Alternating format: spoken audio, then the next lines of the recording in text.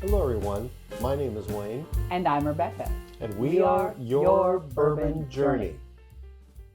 Rebecca, I have no idea what you have in front of us, so what in the SLB are you doing?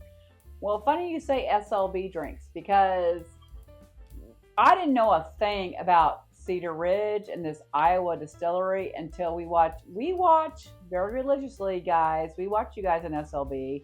I know we're just one of 170,000 people that do, but so you kept talking about Cedar Ridge and how amazing their single malts were, and then Trenton said you can buy it online. So I'm like, wow, I know you guys are in Indiana like us, so I thought let's go see, and I ordered a couple bottles, so now it's time to taste them. So you want me to tell you a little bit about them?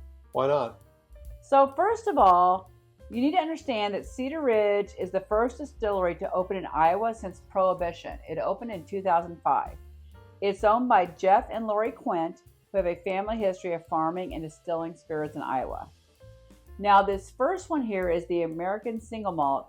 Is strengthened by their immediate access to fresh, once-used barrels from a variety of sources, including their own wine and port casks. The complexity of the QuintEssential develops as we add each unique finishing cask in the proper proportion. There is an element of interest or surprise being incorporated into the overall blend with each addition from our arsenal of complex casks. So they have a lot of casks on hand, which is pretty interesting to me. So the QuintEssential American Single Malt is obviously an American Single Malt category made by Cedar Ridge Distillery. It is 100% two-row pale malted barley. It is non-age stated, but they state it is at least 4 to 5 years old. It is 92 proof, $59.99, released originally in 2021, but this is batch 8.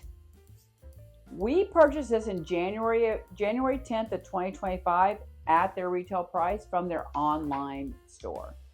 Now the other one is kind of interesting because it is the QuintEssential Single Cask Series, and this one in particular is their Ex-Bourbon Cask. So this series explores their award-winning malt, but uses unique cask selections. This is aged in an ex-bourbon cask to highlight the unique flavors of our American Single Malt Whiskey in its truest form. They were hand-selected by Murphy Quint, their master distiller and master blender of Cedar Ridge, and released it as single barrels at true cask strength.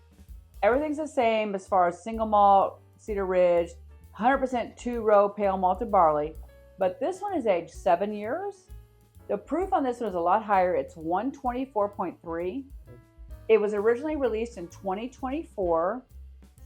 Specifically, this is cask 15-56 for those of you like to track those things.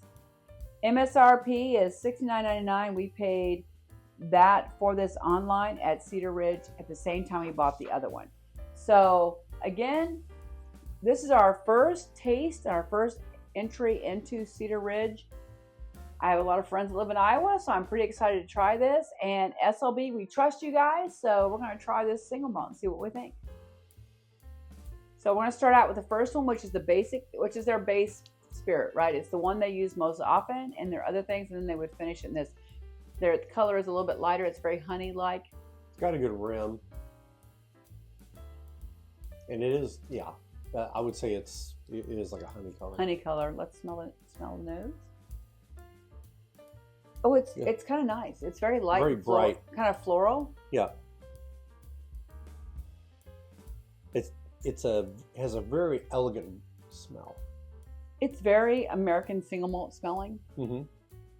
I like the nose. It's kind of light floral. It's very floral. Yeah, it's very pleasant.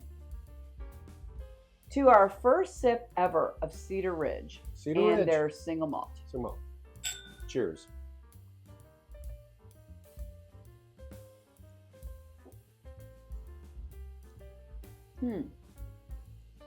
It has a little peatiness to it,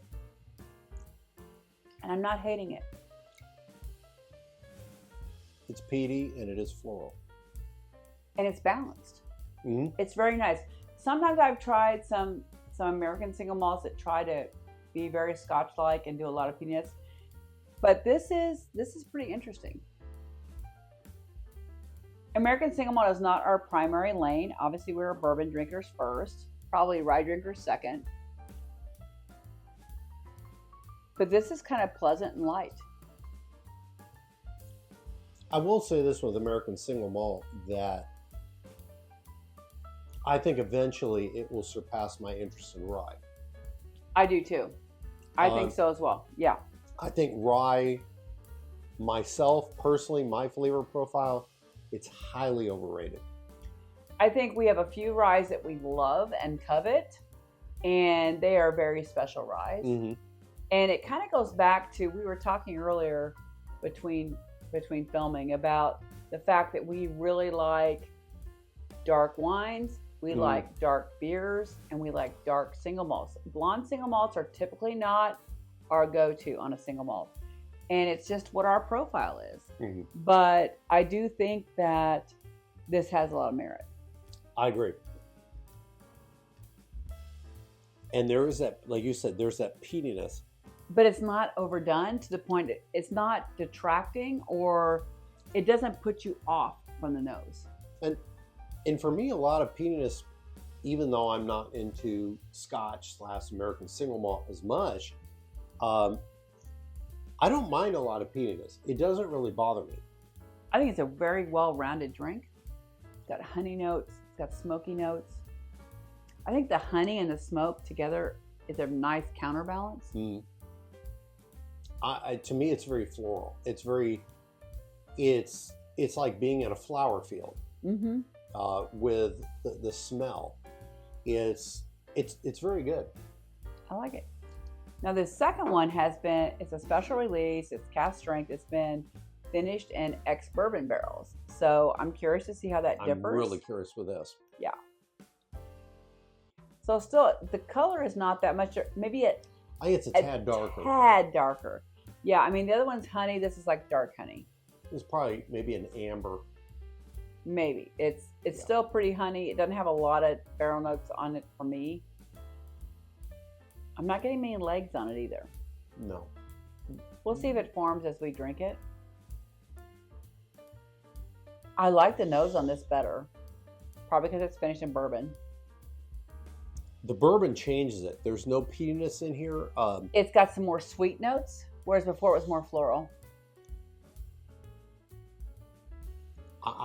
It's funny because I'm not getting as much on the nose I got on the first one.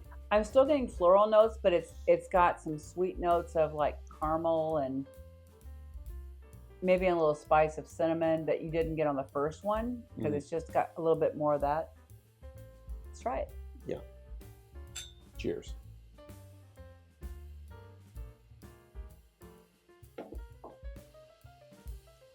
Okay, off the bat on the taste, I like it more. It is so much more complex. For myself, like I said, I wasn't picking as much up on the nose. The fact that it was finished in a bourbon barrel, it immediately strikes. Yeah. And it still, though, has this floral note. Yeah, it does. Mm-hmm. And the bourbon, almost honeysuckle-like. Yes. And the bourbon barrel, I think how do you put this? It tapers it down a little bit. And it brings down the smokiness and brings up the sweet profile. It makes it, I think it makes it more complex. Well, and for a bourbon drinker, it might be a bourbon drinker single malt. Mm-hmm. And I use that a lot. It's a bourbon drinker's rye, it's a bourbon drinker's this, but I think this might be a bourbon drinker's single malt because it does bring you into the fold of having hints of bourbon in it. And I'm really enjoying those complexities that are noted. Well, it makes it, I don't know what the proof point is on it. 124.3. Okay, it's a lot higher than this one. It is a lot higher. I just like it better. It's got that, for me, it's got that bourbon feel. It's got that punch too that makes you feel like you're getting something when you drink it. Mm-hmm. Well, it's interesting with both of these because they're both very, very good, and I can really understand why SLB has really enjoyed Cedar Ridge. Yeah, it's great, and it's a great craft distillery, and it's great to highlight them and give them some cred and all that on YouTube because I would absolutely recommend this for bourbon drinkers that are not sure if they want to dip their toe into American Single Malt, I might go with the bourbon cask finish first, because it's got that extra pop, vim, and vigor of a bourbon, because it's got more proof, and it's got a little more of those bourbon notes on it. But I like the basic single malt as well, the quintessential. I think that is their standard, their kind of their flagship single malt, and I think it's fantastic. Okay, if you had to pick one To buy again, yeah,